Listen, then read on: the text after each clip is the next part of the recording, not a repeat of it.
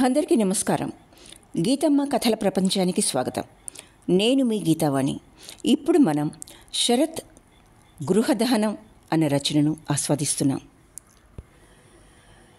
Sorry friends, ముందు ప్రకటించిన విధంగా ఈ భాగం చిట్ట చివరి భాగం కాదు, మరి ఒక్క భాగం ఉంది. ఇప్పుడు 9వ భాగంలో జరిగిన కథను గుర్తు చేసుకుని ఈ 10వ భాగంలోకి అడుగు పెడదాం.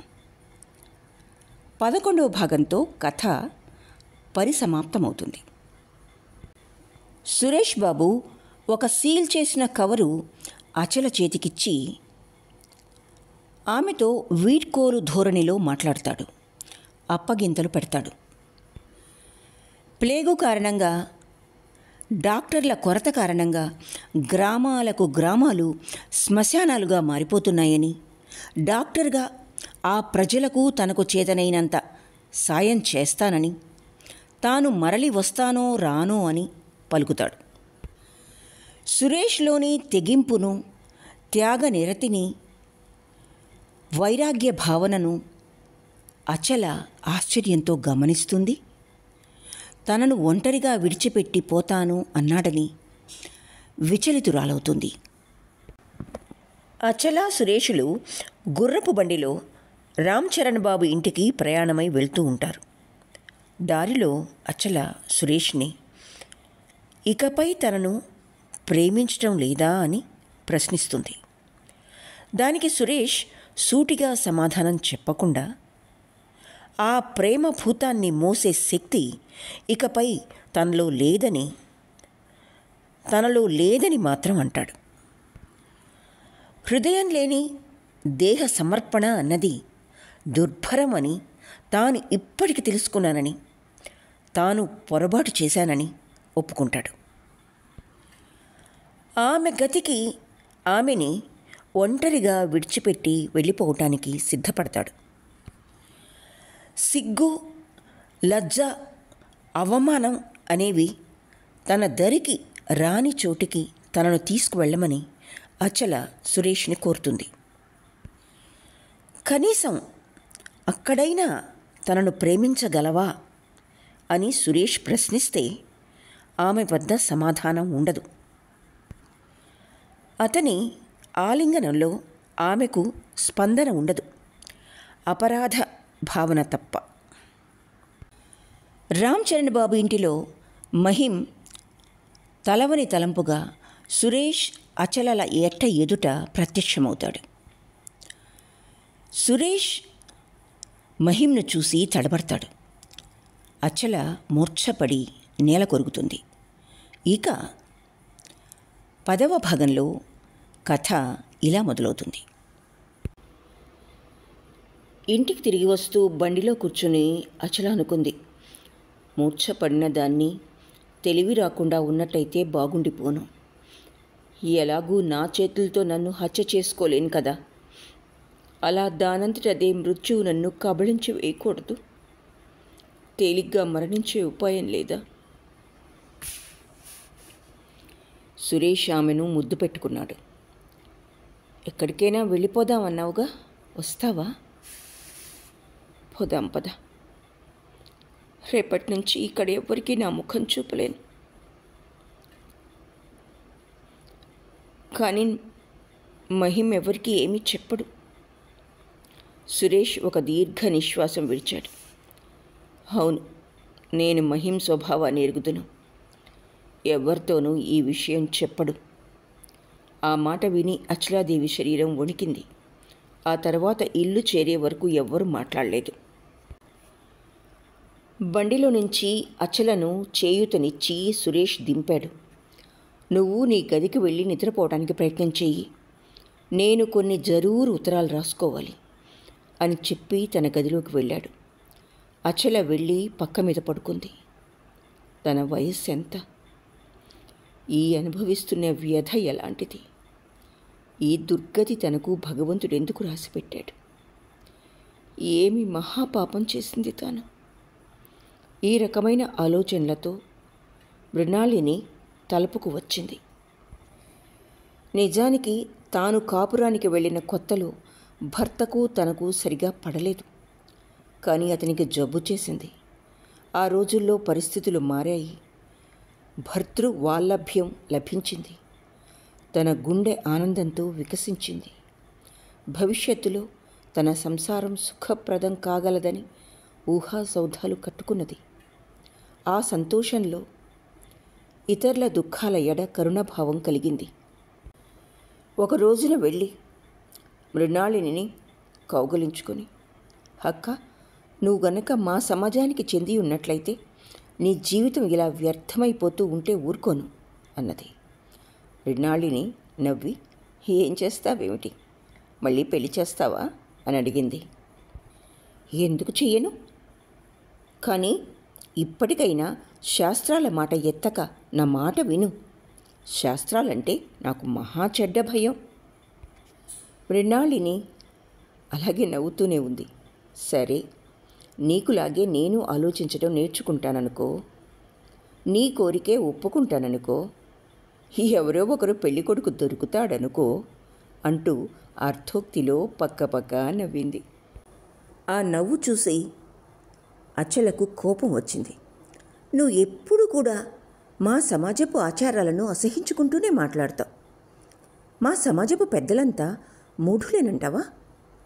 మృణాళిని నాలుక ఖర్చుకుంది.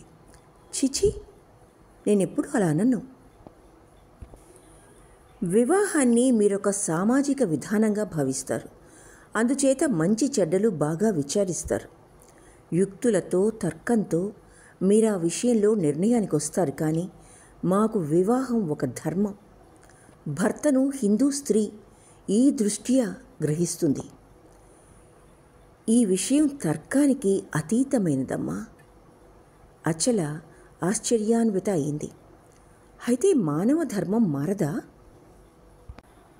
ధర్మాన్ని గూర్చిన అభిప్రాయాలు మారుతుంటాయి. అసలు వస్తువు ఎలా మారుతుంది? ఎన్ని వివాదాలు రేగినా అన్ని జాతుల వారికి మూల ధర్మం ఒక్కటే. భర్తలో ఉండే గుణదోషాలను మేము గమనిస్తూనే ఉంటాం. అభిప్రాయ భేదాలు వస్తూనే ఉంటాయి. అందరం మానవ మాత్రులమే కదా. గుణదోషాలు అందరిలో ఉంటాయి. అయినా మాకు భర్తే దైవము, ధర్మము. కనుక ఆయనే నిత్యుడు. బ్రతికి ఉన్నప్పుడు నిత్యుడే, మరణించినా నిత్యుడే. ఎప్పటికీ ఆ ఒక్కడే భర్త, మరొక భర్త లేడు. సరే, నువ్వు చెప్పినట్టు మీ సామాజిక ధర్మం చాలా గొప్పదే అనుకుందాం. అయితే ఆ నిషేధాలన్నీ ఎందుకు?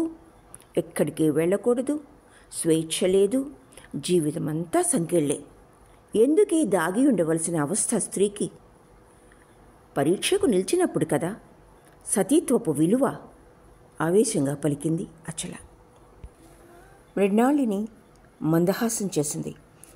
సామాజిక నిషేధాలను విధించిన వారిని అడుగు ఆ ప్రశ్న. మేము కేవలం మా తల్లిదండ్రులు చెప్పినట్టుగా మాత్రమే నడుచుకుంటూ వచ్చాం. కానీ ఒక్క మాట చెప్తాను, స్త్రీ తన భర్తను దైవంగా స్వీకరించిన నాడు ఆమె పరీక్ష అయిపోయినట్టే. నా భర్తను నువ్వు చూచావుగా. ముసలివాడు, బీదవాడు, రూపగుణాదులు సామాన్యములే. అయినా ఆయనే నాకు ఇహపరాలు రెండున్నో. మృణాళిని కన్నులు అశ్రుసిక్తములైనవి. కన్నులు మూసుకుని ఆమె ఆత్మావలోకనం చేసుకున్నట్లుగా కనిపించింది. మరి కాసేపటికి కన్నులు తెరిచి నీరసంగా నవ్వుతూ ఇలా అన్నది. తండ్రికి తన కుంటి కొడుకు మీదే ఎక్కువ ప్రేమ అని చెప్తారు. పక్కింటి కుర్రవాణి అవయవ సౌష్ఠవం చూచినప్పుడు అతని మనసుకు బాధ కలుగుతుంది. నిజమే. అంత మాత్రాన అతనికి తన కొడుకు మీద ప్రేమలో ఆవగింజంత కూడా తగ్గదు. చనిపోయేటప్పుడు తన ఆస్తి సర్వము ఆ కుంటివాడికే ఇచ్చిపోతాడు. మాకు ఇవ్వబడిన శిక్షణ, మా సంస్కారాలు, మా ఆలోచనలు వేరు అచల. నేను చెప్పిన ఉపమానం మీకు అర్థం కాకపోవచ్చు, కానీ ఒక్క మాట మాత్రం నువ్వు పూర్తిగా విశ్వసించవచ్చు. ధర్మ దృష్ట్యా పతియే దైవమని నమ్మలేని స్త్రీ ఎంత స్వేచ్ఛ అనుభవిస్తున్నా బందీఖానాలో ఉన్నటువంటిదే. పరీక్షా సమయం వచ్చేసరికి అధపతిత అయిపోతుంది. తప్పదు. ఈనాడు తన గతి అక్షరాల అలాగే అయింది. ఆనాడు మృణాళిని మాటలు తనకు అర్థం కాలేదు. ఈనాడు ఏదో ఒక అజ్ఞాత శక్తి తనను పాతాళానికి లాక్కుపోతూ ఉంటే మృణాళిని బోధించిన మాటలు అనుభవానికి వచ్చాయి. స్వాతంత్రం ఉపాసించే సమాజంలో తాను పుట్టింది, పెరిగింది, భర్తను స్వయంగా వరించి వివాహమాడింది. పరీక్షా సమయం వచ్చినప్పుడు, దుఃఖ సమయంలో భర్తకు తానే విధంగానూ ఉపయోగించలేదు. మిత్రుని ముసుగులో ఘోర విపత్తు వచ్చి తన్ను ముంచేసింది. అత్యంత ప్రేమాస్పదుడైన పెదనాన్నగారి బలవంతం చేత తాను ఆ తుఫాను రేగిన నాటి రాత్రి సురేష్ బాబు శయ్యపై ఆత్మహత్య చేసుకోకుండా ఒక్క పాతివ్రత్య ధర్మమే తన్ను రక్షింపగలిగింది. ఆ పాతివ్రత్యమే మృణాళిని భర్త బ్రతికి ఉన్నంతకాలం, చనిపోయిన తర్వాతను కూడా నిత్యమని భావించింది. తనకు బోధించడానికి ప్రయత్నించింది. ఆనాడు తానా సత్యాన్ని అవహేళన చేసింది. తర్కంతో మప్పిపెట్టింది. ఆ గుప్త ధర్మం సజీవమై తనలో ఏనాడూ ప్రకాశించలేదు. ఈనాడు నిరర్థక అభిమానంతో, ప్రచండ భావావేశంలో ఆమె వేగిపోతున్నది. ఆ సమయంలో మహిం తనకేసి బరపిన స్తబ్ధ నిష్ఠుర దృష్టి చురకత్తిలా తన గుండెల్లో గుచ్చుకుంది. చాలా రాత్రి గడిచిపోయింది. మనోవేదన క్రమేణా తగ్గింది. కన్నీళ్ల ప్రవాహం ఆగింది. నిద్రాదేవి వచ్చి ఆవహించింది. మెలకు వచ్చేసరికి చాలా పొద్దెక్కింది. సురేష్ ఇంటికి వచ్చాడో లేదో తెలియదు. లేచి బయటికి వచ్చింది అచ్చల. ఉదయాన్నే బాబుగారు పల్లెటూళ్లకు వెళ్ళారు అని చెప్పాడు నౌకరు. ఎవరన్నా తోడు వెళ్ళారా? లేదు, నేను బయలుదేరాను, కానీ వారు వద్దన్నారు. అందుకని బండి మాట్లాడి పంపించి వచ్చావన్నమాట. నన్నెందుకు లేపలేదు? నౌకరు మాట్లాడలేదు. బండి నువ్వే పిలుచుకొచ్చావా? బండివాణ్ణి ఉదయాన్నే రమ్మనమని బాబుగారు బండివాడికి నిన్ననే చెప్పారు. వాడే వచ్చాడు. నిన్న రాత్రి జరిగిన సంఘటన వల్లనే సురేష్ బాబు తెగించి వెళ్ళాడని అచల నమ్మలేదు. వెళ్ళాలన్న సంకల్పం అతనిలో ఉంది. తాను భయపడిపోయినందువల్లనే నిన్నటి రాత్రి మట్టుకు ఆగిపోయాడు. మళ్ళీ ఎప్పుడు తిరిగి వస్తానన్నారు? ఏమైనా చెప్పారా? 2-3 రోజుల్లో వచ్చేస్తానన్నారు. అచల మరేమీ ప్రశ్న వేయలేదు. నిన్న మెట్ల మీద నుంచి పడ్డందువల్ల తగిలిన గాయం ఎట్టిదో ఆమె ఇంతవరకు చూచుకోలేదు. ఇవాళ మరింత బాధగా ఉంది. ఒంట్లో ఎలా ఉందో ఒక్కసారి కనుక్కుపోదామని బహుశా రామ్ చరణ్ బాబు వస్తాడేమో. ఆమెకు భయంగా ఉంది. మహిం బాబు ఎవ్వరికీ ఏ విషయమూ చెప్పడు. ఆమెకు బాగా నమ్మకమే. ఇలాగే ఆ రోజంతా గడిచిపోయింది. రాత్రి పడింది. రామ్ చరణ్ బాబు ఇంకేం వస్తాళ్లే అని నిరుద్విగ్నయ్యి ఆమె పడుకుంది. టేబుల్ మీద మందుల పట్టి పుస్తకం ఒకటి పడి ఉంది. దాన్ని అందుకుని చూస్తూ చూస్తూ ఎప్పుడు నిద్ర పట్టిందో ఆమెకే తెలియదు. బాబుగారు రేపో ఎల్లుండో వచ్చేస్తారు, లేకపోతే ఆఠావులెల్లుండి తప్పకుండా వస్తారు అని నౌకరు చెప్పాడు. కానీ అచలకు నమ్మకం చిక్కలేదు. ఈ 3 రోజుల్లో ఒక్కరోజైనా రామ్ చరణ్ బాబు రాలేదు. ఆయన వస్తాడేమోనని అనుమానం కలిగితే ఆమె శరీరం యావత్తూ మంచు ముద్ద అయిపోతున్నది. ఆ 3 రోజులు ఆమెకదే భయం. ఆయన సుస్థిగా ఉన్నాడు. బహుశా జ్వరం ఎక్కువైందేమో అన్న భావమే ఆమెకు పోలేదు. 3వ నాడు మాత్రం అక్కడి నుంచి ఒక నౌకరు వచ్చాడు. కానీ వాడు ఇంట్లోకి రాలేదు. అచలాదేవితో మాట్లాడలేదు. బయట ఉన్న నౌకర్తో ఏదో మాట్లాడి వెళ్ళిపోయాడు. ఈ ప్రశ్నలు అచలాదేవిని కలతపెట్టసాగినవి. కానీ నౌకర్ని పిలిచి కనుక్కోవటానికి అంతరాత్మ ఒప్పుకోవటం లేదు. ఈ ఇల్లు, సరంజామా, నౌకర్లు సర్వం విడిచి ఎక్కడికైనా పారిపోతే బాగుండును అనిపించింది ఆమెకు. చివరికి నౌకర్ని పిలిపించింది. మజౌలి గ్రామం ఎంత దూరం ఉందో తెలిసినా నీకు? ఒకసారి బాబుగారితో వెళ్ళొచ్చాను. 6-7 కోసుల దూరం ఉండొచ్చు అన్నాడు రఘువీర్. నాతో కూడా వస్తావా? వెళదాం. రఘువీర్ ఆశ్చర్యపోయాడు.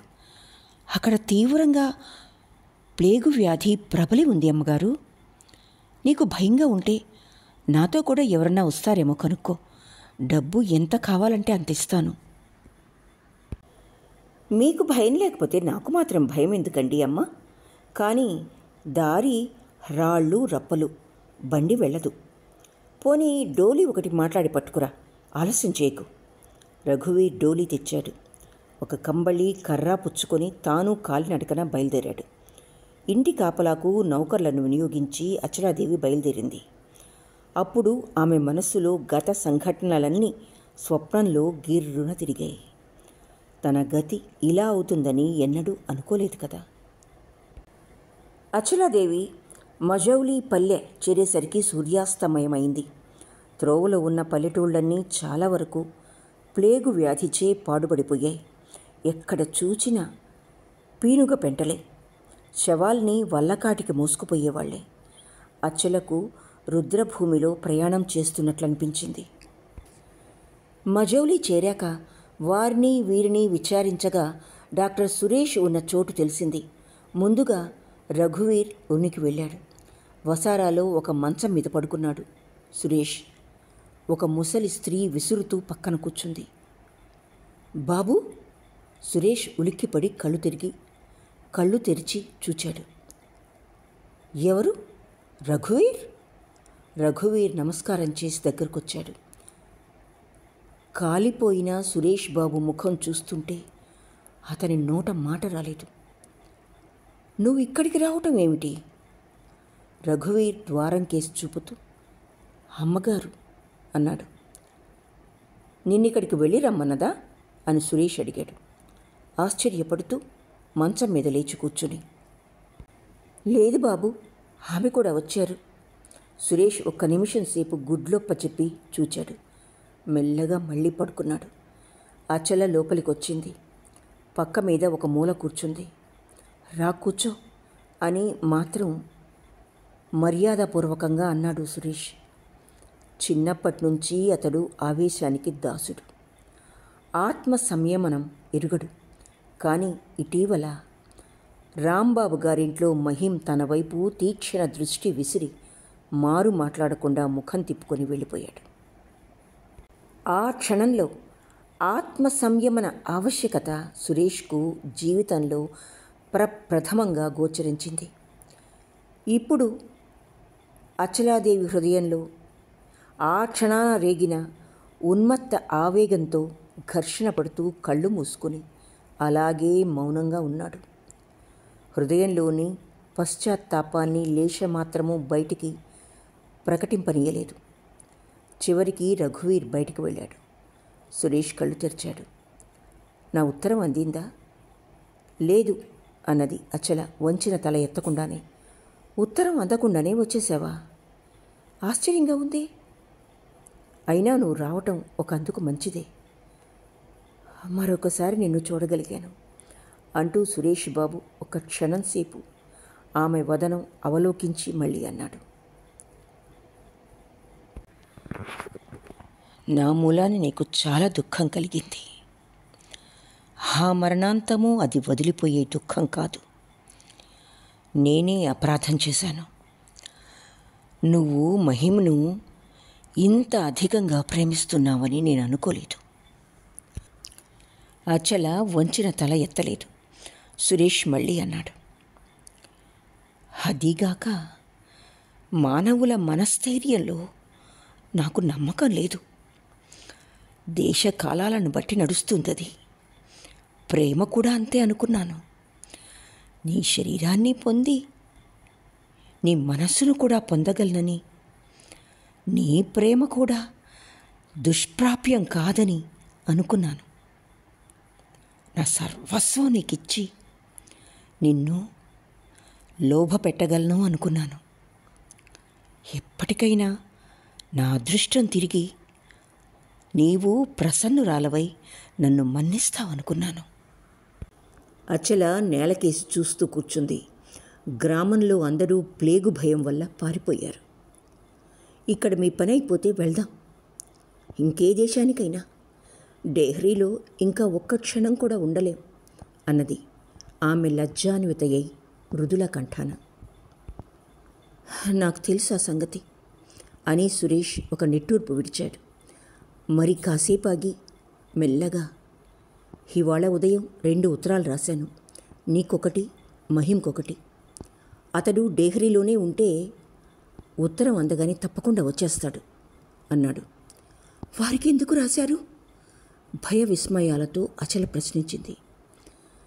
చిన్నప్పటి నుంచి నాకు ఏ సమస్య వచ్చినా అతడే చిక్కు విడదీసి పరిష్కరిస్తూ ఉండేవాడు.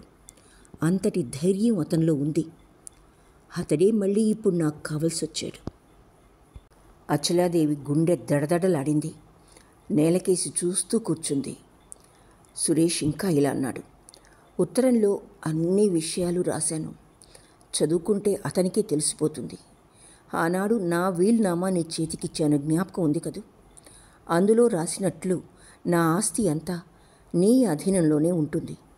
నీకు కావలసినంత నువ్వు ఉంచుకోవచ్చు, కానీ నువ్వు ఉంచుకోవలసిన అవసరం లేదు. నేనే బ్రతికి ఉంటే నా సొమ్మంతా బీదలకు చెందవలసిందే. అలాగే నేను చచ్చిపోయినా నా ఆస్తి అంతా బీదలకు సంక్రమించటమే నా కోరిక.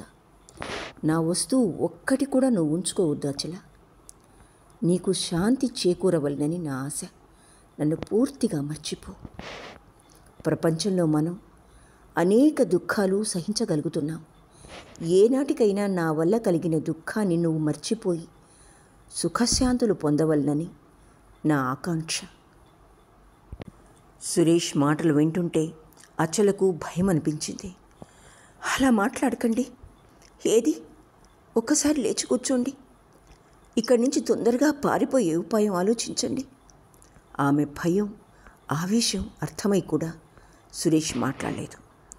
ఇంతసేపటి నుంచి విసురుతూ కూర్చున్న ముసలావిడ అడిగింది, బాబు లోపలికి వస్తారా? దీపం ఇక్కడికి పట్టుకురానా? ఆ మాటలకి సురేష్ జవాబు చెప్పలేదు. అచల మరీ ఉద్విగ్న అయింది. ఇదివరకు చెప్పిన మాటే మళ్ళీ చెబుదాం అనుకుంది, కానీ ఇంతలో కళ్ళు తెరిచాడు. ఇంతలో సురేష్ బాబు కళ్ళు తెరిచాడు. ఇంతవరకు నీకు అసలు విషయం చెప్పాను కాదు అచల. నేను చనిపోతున్నాను అచల. బ్రతుకుతానన్న ఆశ లేదు.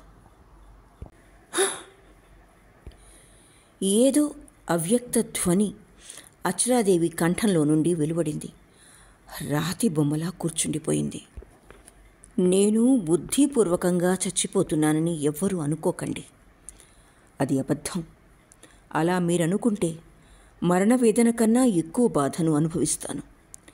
అందరూ చనిపోయినట్టే నేను మృత్యువు నుంచి తప్పించుకోలేదు, అంతే.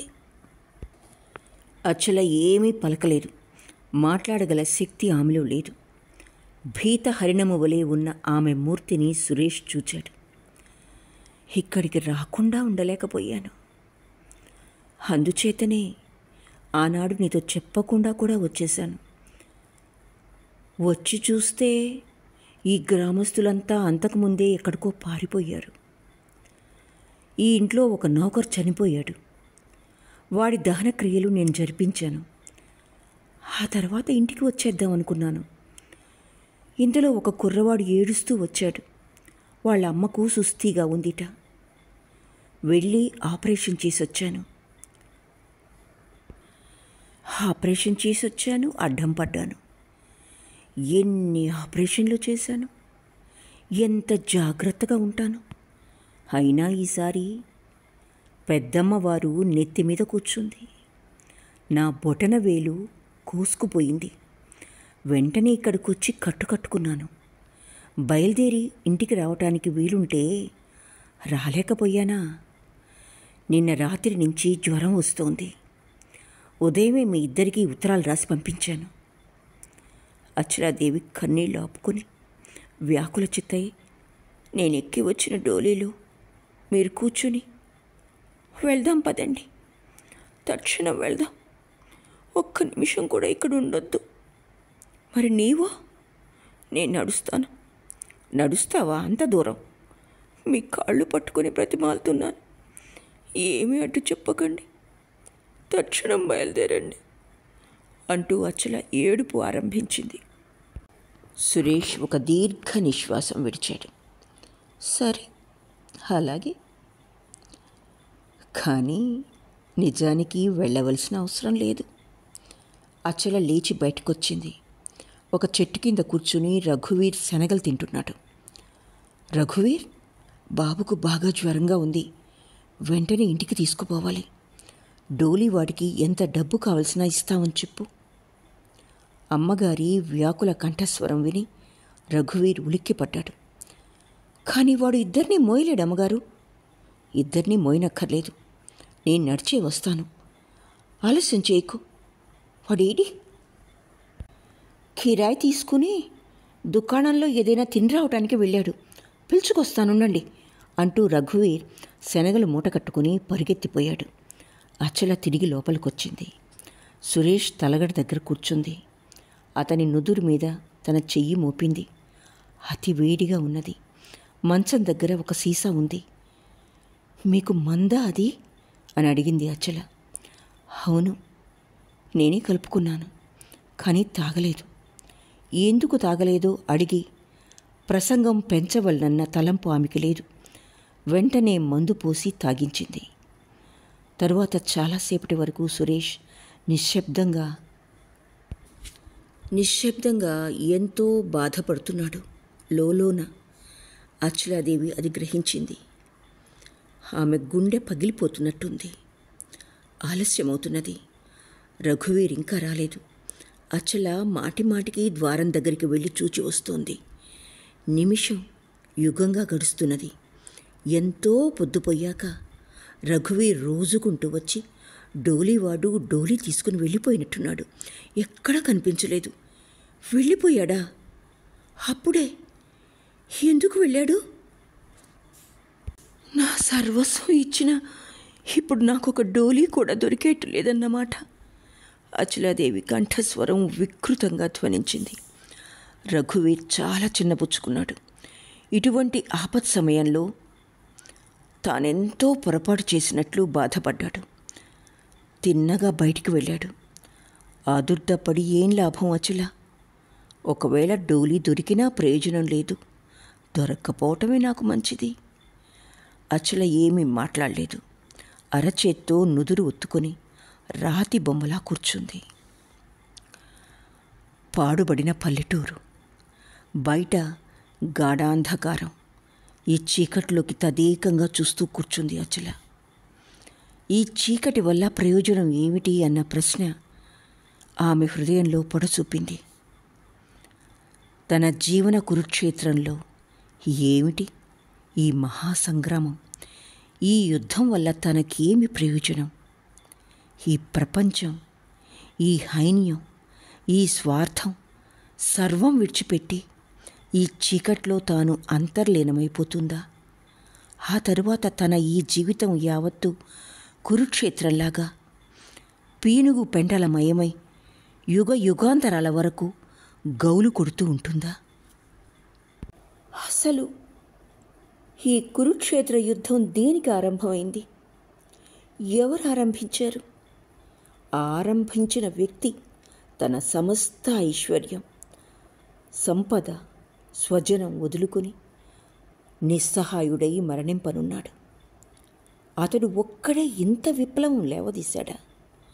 ఇంకెవ్వరి హృదయంలోనూ లేకుండా ఉందా? మోహన్ లేదా?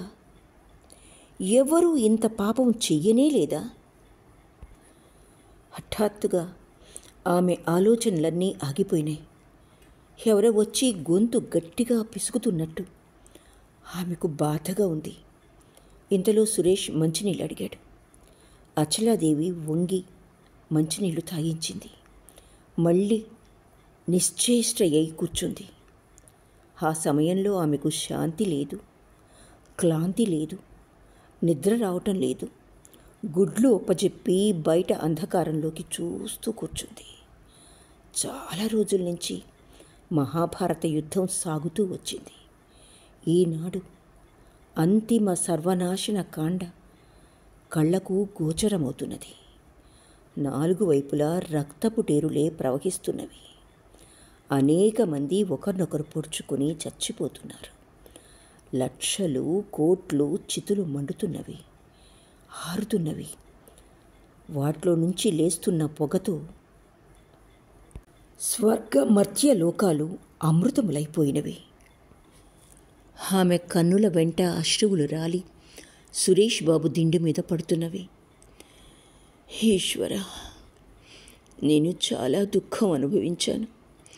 నేను పడ్డ వేదన ఇంత అంతా కాదు.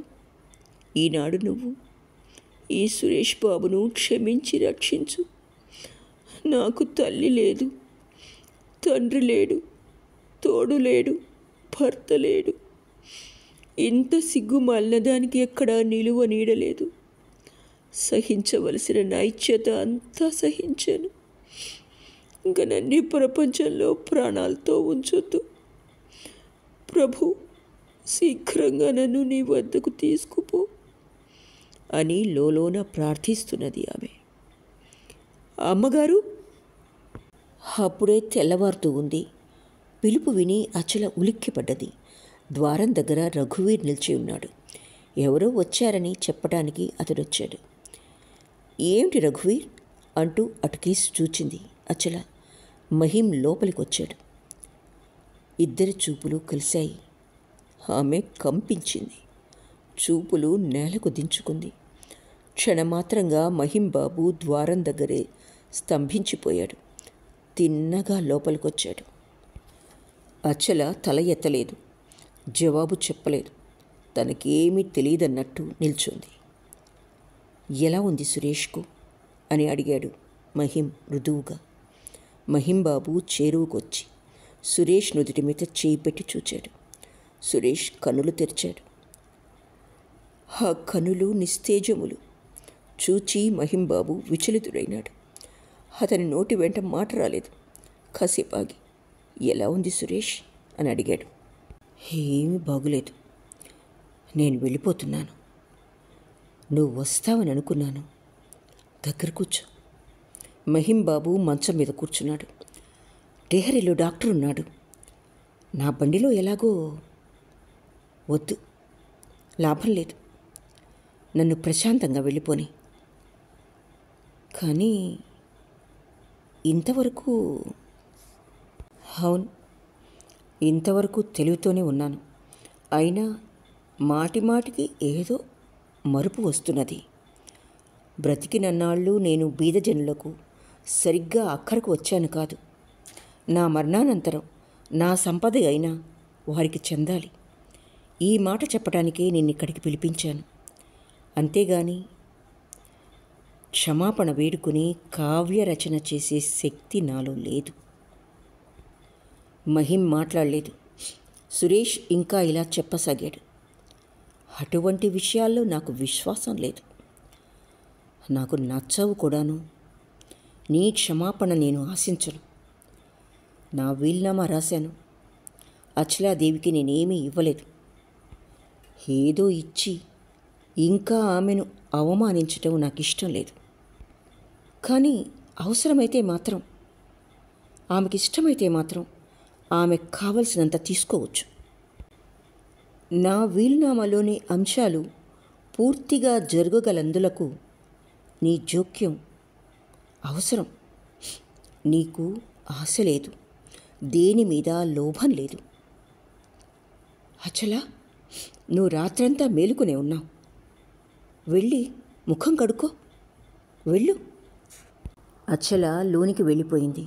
సురేష్ మహిం కేసు చూస్తూ, మహిం, ఒక విషయం తలుచుకుంటే నాకు చాలా దుఃఖం అనిపిస్తుంది. అచల నిన్నెంతో ప్రేమిస్తున్నది. ఆ సంగతి నేను గుర్తించలేకపోయాను. నీకు తెలియదు, ఆమె కూడా ఎరుగదు. నీ దారిద్ర్య స్థితి ఆ ప్రేమను పోని, ఆ సంగతంతా ఇప్పుడెందుకు. ఆ సుందర వస్తువుని నేను ధూసరితం చేశాను. నేను పొందలేకపోయాను, నీకు లభింపనీయలేదు. ఏం చెయ్యను? మా బామ్మను కాస్త కనిపెట్టుండు, ఆమె పాపం చాలా దుఃఖిస్తుంది అన్నాడు. సురేష్ను అప్పటి వరకు కనిపెట్టుకుని ఉన్న ముసలమ్మ మందు సీసా తెచ్చింది. వద్దు, ఇప్పుడు మందు అక్కర్లేదు, కాసిన మంచినీళ్ళు చాలు. నేనొక నాటకం రాశాను మహిం, నా డ్రాయర్లో ఉంది, చదువు, తప్పకుండా చదువు అన్నాడు సురేష్. మహిం అతని ముఖం కేసి చూడలేక నేల చూస్తూ కూర్చుని వింటున్నాడు. ఏదో మాట్లాడాలని నోరు తెరవబోయాడు, కానీ సురేష్ అడ్డం వచ్చాడు. మహిం, నేను కాసేపు నిద్రపోతాను, ఇంతలో నువ్వు ముఖం కడుక్కుని కాఫీ తాగు అంటూ కళ్ళు మూసుకున్నాడు. ఒక్క మాట ఉన్నది సురేష్. ఏమిటి? నువ్వు భగవంతుని ఎన్నడూ స్మరించలేదు. ఆయన నాకు అక్కర్లేదు అంటూ ముఖం వికృతంగా పెట్టి దుప్పటి కప్పుకొని పడుకున్నాడు సురేష్. ఒక దీర్ఘ నిశ్వాసాన్ని బలవంతాన అణుచుకున్నాడు మహిం. మహిం బయలుదేరి వెళ్ళిన రోజున రామ్ చరణ్ బాబు ఇంట్లో లేడు. ఇంటికి రాగానే మహిం బాబుకు సురేష్ రాసిన ఉత్తరం చదువుకున్నాడు. తక్షణం బయలుదేరి దారి పొడవున గుర్రాన్ని చావమోది మజౌలి గ్రామం చేరుకున్నాడు. ఆయన ఎవరో పోలీసు ఉద్యోగి కావాలనుకుని ఒక దుకాణందారు స్వయంగా వెంటబెట్టుకుని సురేష్ బాబు బస చూపించి వెళ్ళాడు. అప్పటికే ఆశ్వాసం ముగిసిపోయింది. సురేష్ ప్రాణం విడిచి అప్పటికి 2 గంటలైంది. శవాన్ని బయటికి చేర్చారు. అక్కడ అరుగు మీద అచలాదేవి కూర్చుని ఉంది. ఇక్కడితో శరత్ విరచిత గృహదహనం 10వ భాగం పూర్తి అయింది. మరి ఒక్క భాగంతో కథ ముగిసిపోతుంది. ఆలకించినందుకు ధన్యవాదాలు.